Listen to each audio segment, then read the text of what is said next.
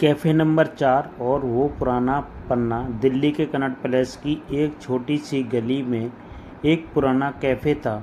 Cafe number 4। Kabir हर रविवार की शाम ठीक 5 बजे वहाँ आता, कोने वाली टेबल पर बैठता, एक कड़क फ़िल्टर कॉफ़ी ऑर्डर करता और बाहर सड़क पर गुजरते लोगों को देखता रहता।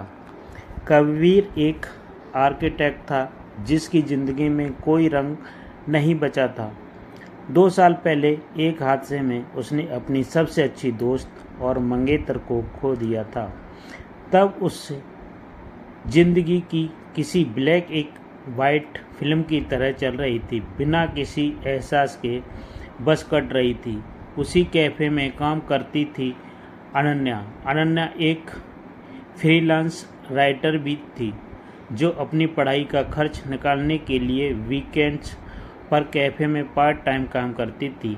वो काफ़ी हंसमुख और जिंदा दिल थी, लेकिन उसकी आंखों में एक ऐसी परिपक्वता थी जो अक्सर वही समझ सकते थे जिन्होंने ज़िंदगी में बहुत कुछ खोया हो। अनन्या महीनों से कबीर को नोटिस कर रही थी। वो कभी किसी से बात नहीं करता था, कभी मुस्कुराता नहीं था। एक दिन बारिश बहुत तेज़ हो रही थी। कबीर हमेशा की तरह कोने में बैठा था। जब वो उठकर जाने लगा तो जेब से पर्स निकालते वक्त उसकी डायरी से एक पुरानी मुड़ी हुई तस्वीर फर्श पर गिर गई। कबीर को खबर नहीं हुई और वो चला गया। अनन्या ने दौड़कर वो तस्वीर उठाई। उसमें कबीर एक लड़की के साथ बेफिक्र मुस्कुरा रहा था। वो मुस्कान जो अनन्या ने कबीर के चेहरे पर कभी नहीं देखी थी। तस्वीर के पीछे लिखा था, जिंदगी रुकती नहीं कबीर, बस रास्ता बदल लेती है। अगले रविवार कबीर फिर उसी टेबल पर बैठा। जब अनन्या कॉफ़ी की ट्रे लेकर आई तो उसने कॉफ़ी के साथ वो तस्वीर और एक छोटा सा नोट टेबल पर रख दिया। नोट पर लिखा था, आपकी याद बहुत खूबसूरत है। लेकिन जिस इंसान ने ये लिखा था वो ज़रूर चाहती होगी कि आप उस बिखरे हुए रास्ते पर आगे भी बढ़ें। कबीर ने तस्वीर देखी, फिर अनन्या को पहली बार महीनों बाद उसकी आंखों में गुस्सा नहीं बल्कि एक अजीब सी राहत थी। तुम्हें मेरी ज़िंदगी के बारे में कुछ नहीं पता, कबीर ने धीमी आवाज़ में कहा। मुझे आपकी ज़िंदगी का नहीं पता, अनन्या ने धीरे से मुस्कुराते हुए जवाब दिया, लेकिन मैं हर रविवार इस टेबल पर खामोशी का दर्द जरूर देखती हूँ। उस दिन के बाद चीज़ें बदलने लगीं। कबीर ने कैफ़े में आना बंद कर नहीं किया, बल्कि अब वो सिर्फ कॉफ़ी नहीं पीता था। धीरे धीरे बातों की शुरुआत हुई। अनन्या उसे अपनी कहानियों के हिस्से सुनाती और कबीर उसे पुरानी इमारतों के नक्शे और उनके पीछे की सीक्रेट बताता। कबीर जो अपनी पुरानी यादों के कमरे में खुद को बंद कर चुका था, धीरे धीरे उस खिड़की को खोलने लगा जिसे उसने सालों से सील कर दिया।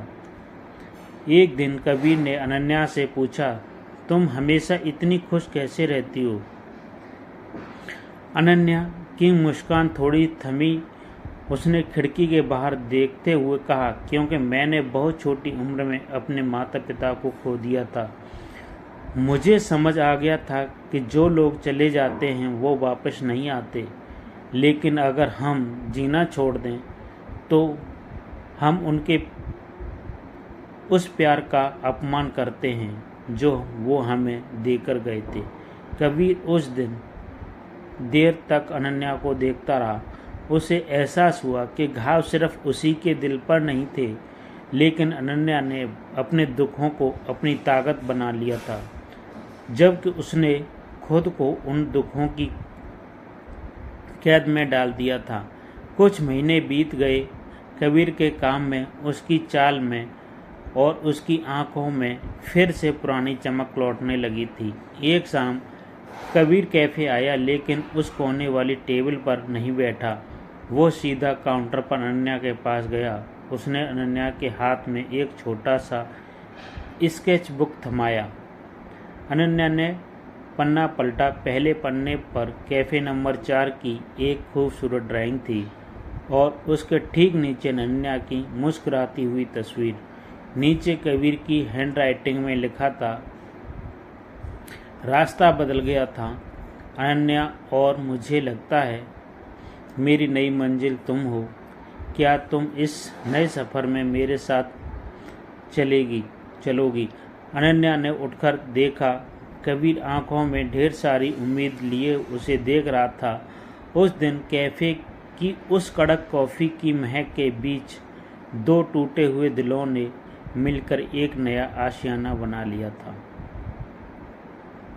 क्या आपको कबीर और अनन्या की ये कहानी पसंद आई, या आप किसी और शैली जैसे टाइम ट्रेवल, लॉन्ग डिस्टेंस या सस्पेंस की लव स्टोरी पढ़ना चाहोगे? अगर